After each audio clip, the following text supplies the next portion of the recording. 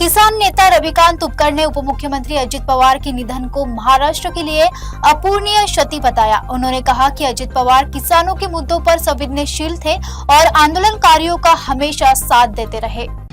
उपमुख्यमंत्री अजितदादा पवारांचं विमान अपघातामध्ये जे दुर्दैवी निधन झालं त्यामुळे महाराष्ट्राच्या राजकारणाला प्रचंड मोठा धक्का बसलेला आहे, किंबहुना पोकळी तयार झालेली आहे। शेतकरी चळवळीचे प्रचंड मोठं नुकसान दादांच्या जाण्यामुळे झालेलं आहे। अनेक वेळा आम्ही मोर्चे काढायचो, आंदोलन करायचो, उपोषण करायचो, तर प्रत्येक वेळी सगळ्यात पहिले दखल आमची जर कोणी घेतली असेल तर ती माननीय अजितदादांनी घेतली। त्यांनी सरकार दरबारी बैठका लावल्या आणि शेतकऱ्यांच्या प्रश्नावर अतिशय संवेदनशीलपणे चांगले निर्णय त्यांनी घेतले।